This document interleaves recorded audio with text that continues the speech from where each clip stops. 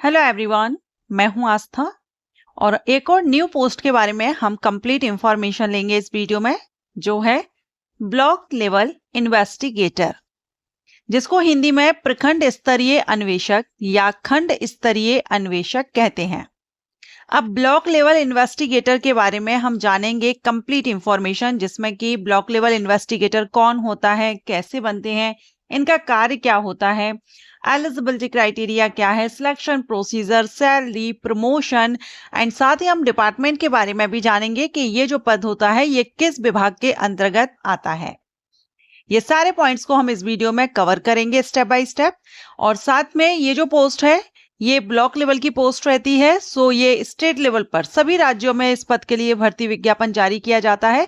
कहीं पर ये ब्लॉक लेवल इन्वेस्टिगेटर, कहीं पर प्रखंड स्तरीय, अगर हिंदी में नोटिफिकेशन आता है तो प्रखंड स्तरीय अन्वेषक या खंड स्तरीय अन्वेषक के नाम से नोटिफिकेशन रिलीज हो सकता है। ठीक है, तो सभी कैंडिडेट जो भी ये वीडियो देख रहे हैं कंप्लीट देखिएगा। ग्रेजुएट फ्रेशर्स के लिए ये पोस्ट होती है, तो कंप्लीट देखिए वीडियो। अगर आपको अच्छा लगे तो लाइक एंड कमेंट करके जरूर बताइएगा। चलिए स्टार्ट करते हैं। Block level investigator, block level का ये पद है और इन्वेस्टिगेटर है ये, इनको इन्वेस्टिगेशन करना होता है। आगे हम इनकी डिटेल में जानेंगे जॉब प्रोफाइल। अब ये प्रखंड स्तर का पद है, ब्लॉक लेवल का ये पद है। तो आमतौर पर अगर हम इनका डिपार्टमेंट की बात करें तो राज्य सरकार के, स्टेट गवर्नमेंट का जो अर्थ एवं सांख्यिकी निदेशालय होता है, जैसे directorate of economics and statistics, इसके अंतर्गत आता है। लेकिन इसके अलावा भी जैसे ग्रामीण विकास विभाग हो गया, उद्योग एवं वाणिज्य विभाग हो गया, इसके अंतर्गत भी ये पोस्ट होती है। और अगर हम इनके कार्य की बात करें, इनकी रिस्पॉन्सिबिलिटीज क्या होती हैं, तो बेसिकली इनका जो वर्क होता है वो फील्ड वर्क होता है। ठीक है, क्योंकि ये इन्वेस्टिगेटर हैं तो इनको जगह जगह पर जो भी इनका एरिया है वहां पर इनको जाना होता है। सो फील्ड वर्क इनका रहेगा।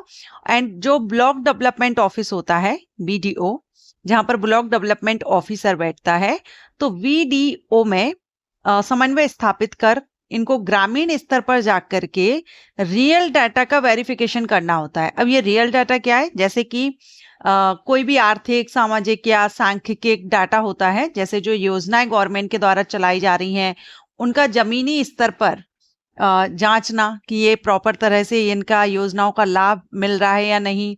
अब ये किसी से भी, क्योंकि ये ग्रामीण स्तर पर चेक करने जाते हैं तो ये अलग अलग योजनाएं चलती हैं, आर्थिक से रिलेटेड हैं या कृषि से रिलेटेड हैं, जाति जन कल्याण की जो योजनाएं हैं, कोई भी योजना हो सकती है जो सरकार के द्वारा चलाई जा रही है, उनको जांचना होता है जाकर के कि हाँ ये योजना यहाँ पर प्रॉपर तरीके से इनका लाभ लोग बागों को मिल रहा है या नहीं। और फिर ये सारा जो डेटा है उसको रिपोर्ट बनानी होती है और आपके जो वरिष्ठ अधिकारी होते हैं उनको ये देना होता है। सर्वेक्षण करना एक तरह से इनका यही फील्ड वर्क रहता है।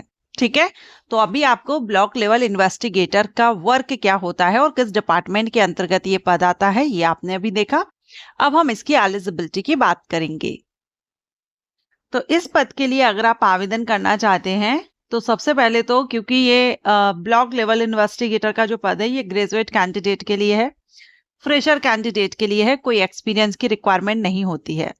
लेकिन ग्रेजुएशन में कुछ स्पेसिफिक सब्जेक्ट्स रखे जाते हैं, जैसे कि मैथ हो गया या गणित, वाणिज्य हो गया, अर्थशास्त्र, समाजशास्त्र। अगर आपने इनसे ग्रेजुएशन, ये एज अ सब्जेक्ट, इनमें से कोई भी एक एज अ सब्जेक्ट आपका ग्रेजुएशन लेवल पर है तो आप एलिजिबल हो जाते हैं ब्लॉक लेवल इन्वेस्टिगेटर के लिए। या अदर स्टेट में हो सकता है, किसी किसी राज्य में एनी ग्रेजुएट एलिजिबल हो, लेकिन अभी तक जो मैंने जो सर्च किया है और कुछ स्टेट्स की जब ये वैकेंसी देखी तो उसमें इन्हीं जो सब्जेक्ट्स आप अभी देख रहे हैं इनमें से ग्रेजुएशन आपका होना चाहिए। अभी MP स्टेट से भी वैकेंसी आई है और उसमें भी सेम गणित, वाणिज्य, अर्थशास्त्र, समाजशास्त्र, इनमें से किसी एक सब्जेक्ट का आपके ग्रेजुएशन में एज अ सब्जेक्ट होना जरूरी है, तभी आप इस पद के लिए एलिजिबल होंगे। अब हम बात करेंगे एज क्राइटेरिया की। तो इसके लिए मिनिमम एज 21 ईयर और मैक्सिमम एज 35 या फिर 40 ईयर हो सकती है। क्योंकि स्टेट लेवल की है इसलिए मैं यहाँ पर जब भी पोस्ट अपलोड डिटेल अपलोड करती हूँ तो आपको एज 35 या 40 या 30 भी हो सकती है किसी स्टेट में, ये मैक्सिमम एज स्टेट गवर्नमेंट पर डिपेंड करती है कि वहां पर जनरल कैंडिडेट या अनरिजर्व कैंडिडेट को कितनी रखी गई है। बाकी रिजर्व कैटेगरीज को एज में छूट मिल जाती है स्टेट गवर्नमेंट रूल्स के अकॉर्डिंग। और अब हम बात करेंगे सिलेक्शन प्रोसीजर की, भर्ती प्रक्रिया की।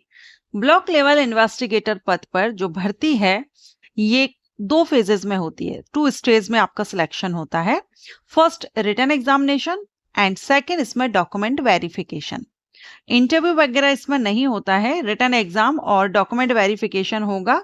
सिंपल सा आपका सिलेक्शन प्रोसीजर है और सिंगल एग्जाम होता है, एमसीक्यूज टाइप होता है। ओके, अब हम जानेंगे सैलरी। तो इसमें बेसिक पे आपका जो रहता है, इनिशियल बेसिक पे लेवल 7 से सैलरी रहती है।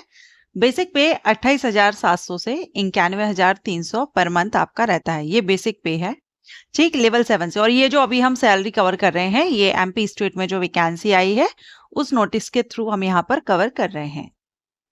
और अब हम बात करेंगे प्रमोशन की। तो अगर आप ब्लॉक लेवल इन्वेस्टिगेटर आप बनते हैं या फिर ब्लॉक लेवल इन्वेस्टिगेटर, और कई स्टेट में इसको ब्लॉक स्टैटिस्टिकल ऑफिसर भी कहते हैं। तो जब आप BLI यानी ब्लॉक लेवल इन्वेस्टिगेटर या ब्लॉक स्टैटिस्टिकल ऑफिसर आप बनते हैं तो इसके बाद प्रमोट होकर के आप असिस्टेंट स्टैटिस्टिकल ऑफिसर एंड इसके बाद में स्टैटिस्टिकल ऑफिसर आप बनते हैं।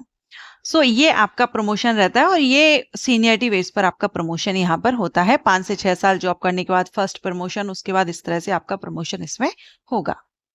अब जानेंगे कि किस वेबसाइट पर आपको ये नोटिफिकेशन आपको अपने स्टेट में देखने को मिलेगी। तो ये स्टेट लेवल की पोस्ट है, कहीं पर SSC, SSB, व्यापम की वेबसाइट या MPSB, MP स्टेट में है तो MPSB, या फिर डायरेक्ट जो डिपार्टमेंट है उस डिपार्टमेंट की तरफ से भी डायरेक्ट रिक्रूटमेंट की जा सकती है। ठीक है, सो आपको अपने स्टेट की इन वेबसाइट पर अपडेट रहना होगा। ये अलग अलग नाम से जानी जाती हैं सभी स्टेट्स में, तो आपके स्टेट में किस नाम से जानी जाती है उस हिसाब से आप उस वेबसाइट पर अपडेट रहेंगे।